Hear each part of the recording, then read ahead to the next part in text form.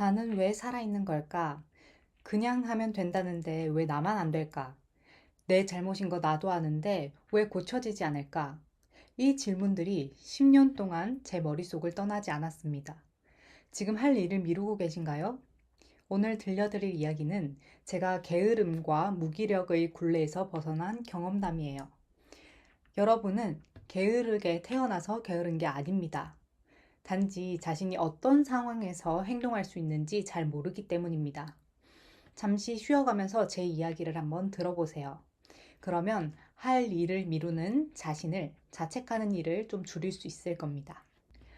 2025년의 저는 노션 인생 자동화 클럽이라는 커뮤니티를 운영하며 정기 강의를 진행했었는데요. 직장 생활과 병행하며 매일 자동화 시스템을 설계하고 영어 공부, 기술 학습까지 병행하고 있습니다. 지금 보고 계신 자료는 제가 5월 한 달간 생산한 결과물입니다. 자동화 시나리오, 강의 자료, 학습 노트가 정리되어 있는데요. 5월에는 단 이틀을 제외하고 매일 영어 공부를 지속했으며 주말에도 빠짐없이 시스템 개선과 콘텐츠 제작에 시간을 쏟았습니다. 이 모든 과정을 직접 실천하면서 제가 만든 루틴과 팁들을 정리해 노션 템플릿으로 만들어 봤는데요. 어떤 방식인지 보고 싶으시다면 고정 댓글 링크를 클릭해 주세요. 그렇다면 17시간씩 자던 제가 어떻게 이런 부지런한 삶을 살 수 있게 되었을까요? 저는 애니메이션 감독이 되고 싶은 고등학생이었습니다. 사회에 반항적인 학생이었기 때문에 대학 따윈 필요 없어 라고 하면서 바로 취업해야겠다고 생각했어요. 그런데 정작 고등학교를 졸업한 후에는 매일 10시간 이상 잠만 자고 웹툰과 애니메이션만 보다 다시 잠들었어요. 제대로 씻지도 않고 먹고 자기만 반복하며 한 달 이상 집 밖으로 나가지 않았습니다. 아실지 모르겠지만 일주일 넘게 샤워를 하지 않다 보면은 온몸이 가렵습니다. 거울을 보면 자신이 그렇게 한심할 수가 없는데요. 떡진 머리에 비듬, 기름으로 번들거리는 얼굴에 누런 안색, 누가 봐도 인생을 잘 못 사는 사람인 게 느껴집니다. 그런데 어느 날 유튜브에서 한 영상을 보게 됩니다. 체인지 그라운드였던 현재의 스터디언 채널에서 봤었는데요. 인생을 바꾸고 싶다면 데일리 리포트를 적어보라는 내용이었어요. 처음에는 무시했지만 문득 이런 생각을 합니다. 아, 이제 정말 바뀌어 봐야겠다. 그래서 집에 있는 노트를 집어들고 1부터 24까지 적었습니다. 그게 바로 제 인생의 첫 터닝 포인트였어요. 당연히 매일 쓰지는 못했습니다. 여전히 만화에 미쳐 살았었고, 씻는 날은 손에 꼽을 정도였어요. 하지만 한 달이 흐르자 변화가 조금씩 나타났습니다. 17시간씩 자던 제가 12시간, 11시간 이 정도로만 잠을 자게 되었어요.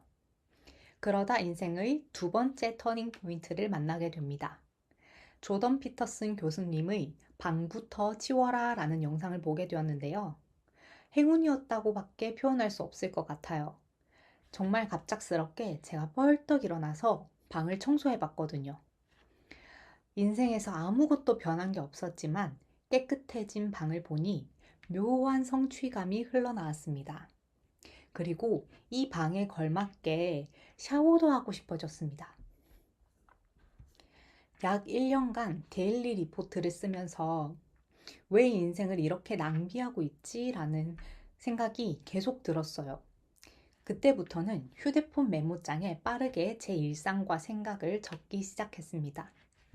하지만 너무 무리했는지 다시 과거의 저로 돌아갔습니다. 무기력이라는 게 정말 집착이 심해서 다시 방을 안 치우고 씻지도 않고 하루 종일 누워만 있던 날이 늘어났습니다. 그러다 또 인생의 구원자가 나타납니다. 바로 아주 작은 습관의 힘이라는 책이었어요.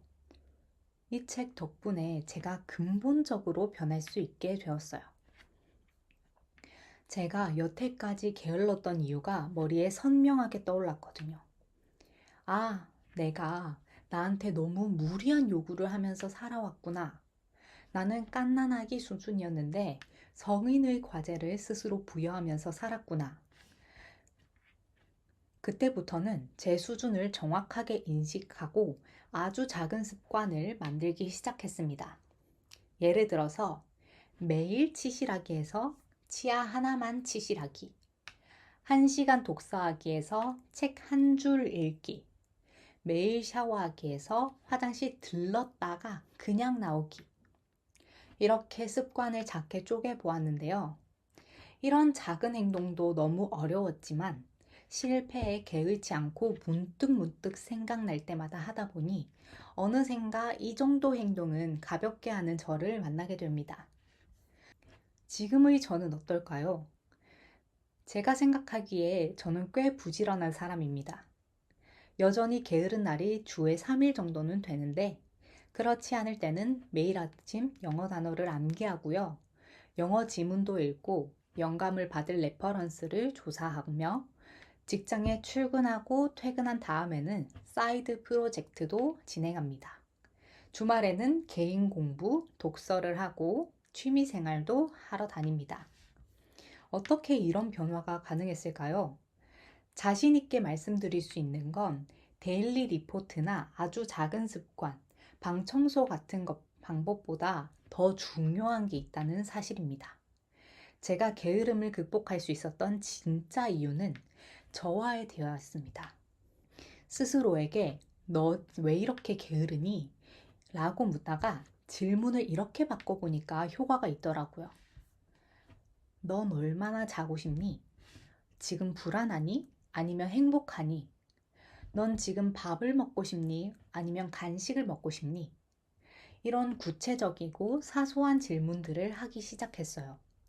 그렇게 하다 보니까 제가 어떤 사람인지 점차 알게 되면서 제가 어느 정도 수준까지 일을 할 수 있는 사람인지 알게 되었거든요.